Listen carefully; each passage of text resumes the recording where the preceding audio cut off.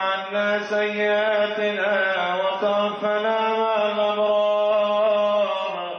اللهم طهر قلوبنا واغفر ذنوبنا واستر عيوبنا واشف مرضانا واقض ديوننا وبين وجوهنا وارفع درجاتنا وارحم آباءنا واغفر أمهاتنا وأصلح ديننا ودنيانا وشتت شمل أعدائنا واحفظ أهلنا وأموالنا وبلادنا من جميع الآفات والأمراض والبلايا وثبت أقدامنا وانصرنا على القوم الكافرين. ربنا لا تزغ قلوبنا بعد إذ هديتنا وهب لنا من لدنك رحمة إنك أنت الوهاب. اللهم أرنا الحق حقا وارزقنا اتباعه وأرنا الباطل باطلا وارزقنا اجتنابه فلا تجعله ملتبسا علينا فنذل واجعلنا للمتقين إماما. اللهم يا محول الحال والأحوال حول حالنا وحال جميع المسلمين إلى حسن الحال. يا شفيع المذنبين باركنا وردام بردرات الباربا پشتودتا وردام. يا شفيع المذنبين باركنا وردام بردرات الباربا پشتودتا وردام. چشم رحمت برکشا موی سپیدی من نگر گرچه از شرمندگی روی سیاه وردم. آن نمیگویم که بودم سالها در راه تو، آن نمیگویم که بودم سالها در راه تو. هستم آن گمراهی که اکنون رو برآوردم،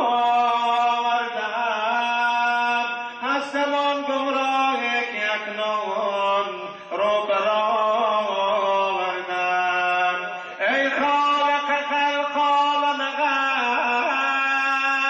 غیب مایه مدمه عالم غیب، ای از نظر تو کار ما راست، ای از نظر تو کار ما راست، آراسته تو هرچی ما راست. قدر همه لطف تو پذیرد، کس را نکنی تو از بدیرد.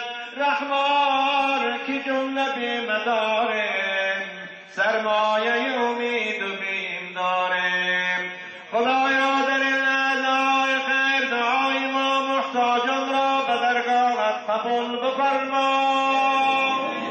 خدایا ما همه حاجتمندان در خانه تو آمدیم. خدایا حاجت می‌خواهیم، حاجت‌های مرا برآورده بگردان. خدایا جرم کردیم، عصیان کردیم، گناه کردیم. خدایا نمک خوردیم، نمکدان شکستیم.